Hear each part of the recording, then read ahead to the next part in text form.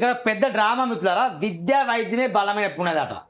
దేశ అభివృద్ధికి skill development, ప్రపంచ స్థాయి మౌలిక వసతులపై ప్రత్యేక దృష్టి అవసరం. నీట్ ఆయోగ్ సమావేశంలో సీఎం రేవంత్ రెడ్డి.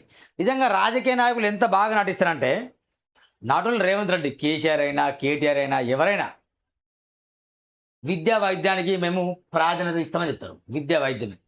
నిజంగా మరి ఈ ప్రైవేట్ హాస్పిటల్స్ విపరీతంగా పెరిగిపోతున్నాయా? దాని మీద చర్యలు ఉన్నాయి ఏమన్నా? నిజంగా ప్రైవేట్ స్కూల్స్ విచ్చలవిడిగా పెరిగిపోతున్నాయి కదా, దాని మీద ఏమైనా చర్యలు ఉన్నాయి? మరి ఆలోచన చేయండి. Private hospitals, private schools, private colleges ఫీజుల దోపిడీ విపరీతంగా తీస్తున్నాయి కదా, ముక్కు పిండి వసూలు చేస్తున్నాయి కదా, మరి దానిపైన చర్యలు ఏమైనా తీసుకుంటారా? నిజంగా ప్రభుత్వ ఆసుపత్రిలో వెళ్తే నాకు న్యాయం జరుగుతుంది, నేను బ్రతికి తిరిగేస్తానని భరోసా ఏమైనా కల్పిస్తానా? ప్రభుత్వ స్కూళ్ళలో పిల్లలు ఎందుకు చదవట్లేదు? మరి తల్లిదండ్రులు ఎందుకు ఇష్టపడట్లే? కారణం ఏంటి అంటే ప్రభుత్వ విద్య బాగుండదు, ప్రభుత్వ వైద్యం బాగుండదు అని ప్రజలకు తెలుసు ఆల్రెడీ. ఎందుకంటే వాళ్ళ కళ్ళు దొబ్బలేదు. ప్రజలు వెళ్ళి కార్పొరేట్ స్కూళ్ళని పరిశీలిస్తాను, బడ్జెట్ స్కూళ్ళని వాళ్ళు చూస్తాను, చిన్న చిన్న ప్రైవేట్ స్కూళ్ళని చూస్తాను. వాళ్ళు ఎంత బాగా డిసిప్లిన్ ఉంటుంది, మంచి క్లీనింగ్ ఉంటుంది, ఓపెన్ గ్రౌండ్ ఉంటుంది. ప్రైవేట్ స్కూల్లో టీచర్స్ ఉంటారు. ఇక పబ్లిక్ స్కూల్లో అంటే గవర్నమెంట్ స్కూల్లో టీచర్స్ సరిగా రారు. అంటే ఒక విద్యార్థి గమనిస్తాడు, ఒక పేరెంట్ గమనిస్తాడు, అరే ప్రభుత్వ స్కూళ్ళలో చదివితే సరిగా చదువు రాదురా అనే ఒక కాన్సెప్ట్ మెదడులో వెళ్ళింది. ప్రభుత్వ వైద్యంలో చికిత్స తీసుకుంటే వైద్యం సరిగా అందదు, సరిగా మెడిసిన్స్ ఉండవు, సరిగా పట్టించుకోరు, డాక్టర్స్ ఉండరు అని ఒక ఆలోచనతో ప్రజలు ఉన్నారు. దీనికి చర్మగీతం పాడాలి. నిజంగా రాజకీయ నాయకుడు నేను ఒకటే చెప్తున్నా, మీకు దమ్ము, మీకు ధైర్యం, మీకు చిత్తశుద్ధి తెలంగాణ ప్రజల పట్ల, ఆంధ్రప్రదేశ్ ప్రజల పట్ల ఉంటే ఒక పని చేయండి. ప్రభుత్వ పాఠశాలను నిజంగా మెరుగుపరచండి, జబర్దస్త్ చేయండి. ప్రైవేట్ తరహాలో ప్రభుత్వ పాఠశాల చేయండి. మంచిగా సాగునీటి, మంచిగా బాత్రూమ్స్, ఎక్స్పర్ట్ టీచర్స్ కల్పించండి. వర్షం వస్తే పైన నీళ్ళు గారుతాయి, కింద స్టూడెంట్స్ చదువుకుంటారు. ఇది ప్రభుత్వ స్కూల్ పరిస్థితి.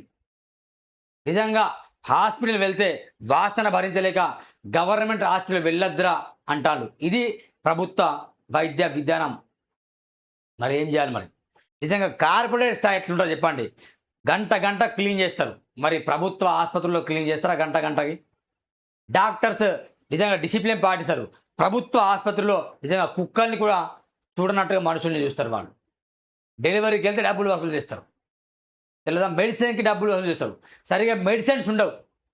మొన్న కొమరంభీం ఆసిఫాబాద్ జిల్లా ఆసిఫాబాద్లో ఒక ప్రభుత్వ ఆసుపత్రిలో ట్రీట్మెంట్ కోసం కొందరు వెళ్తే అక్కడ మెడిసిన్స్ లేవు, బయట వెళ్ళి తీసుకోమని చెప్పిండు. Why not? ఎందుకు ప్రభుత్వ ఆసుపత్రుల్లో మెడిసిన్స్ ఉండవు చెప్పండి? చాలా ఉన్నాయండి లోపాలు. మాట్లాడాలంటే ఇవన్నీ మాటలు వట్టి మాటలే. విద్యా వైద్యమే బలమైన పునాది. ఎస్, విద్యా వైద్యం ఒక పేదవాడికి ఉచితంగా అంతే, అప్పుడు బలమైన పునాది. క్యాన్సర్ పేషెంట్కి సరిగా ట్రీట్మెంట్ లేక చనిపోతాను. నిజం ఇది ఉందా? ప్రభుత్వం భరించచ్చుగా. ఒక పేషెంట్కి ప్రైవేట్లో అయ్యే ఖర్చు 5 నుండి 10 లక్షలు అవుతాయి. మరి అదే ప్రభుత్వ ఆసులు మెరుగుపరిచి అక్కడే పెట్టండి, మరి ఫ్రీగా చేయండి ట్రీట్మెంట్. ప్రజలు డబ్బులు కడతాను, ట్యాక్సీలు కడతాను, కరెంటు బిల్లు కడతాను, రూమ్ రెంట్లు కడతాను, అన్నీ కడతాను కదా. ఇది ప్రజల డబ్బు కదా, మరి గవర్నమెంట్కి వెళ్తుంది కదా. గవర్నమెంట్ నిజంగా మరి రిటర్న్గా ప్రజల కోసం ఒక మంచి ఆసుపత్రి నిర్మిస్తలేదా? మరి ఏమనంటే ఆరోగ్యశ్రీ పెడతారు. ఎందుకు ఆరోగ్యశ్రీ? ఆరోగ్యశ్రీ లేకుండా ఆధార్ కార్డుతో చేయొచ్చు కదా.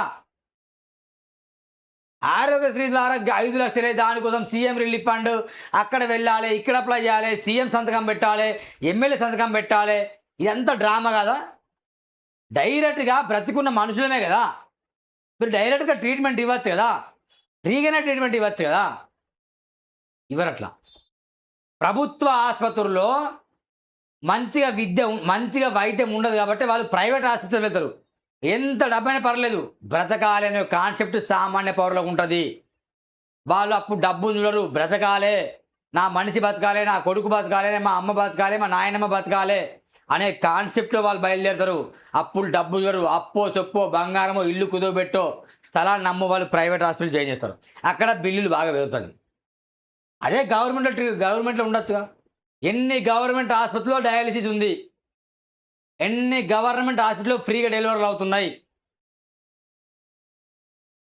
ఆలోచన చేయండి.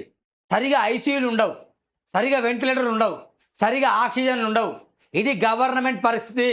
వీళ్ళు పెద్ద పెద్ద డంబపు మాటలు మాట్లాడతారు, విద్యా వైద్య బలమైన పునాదని.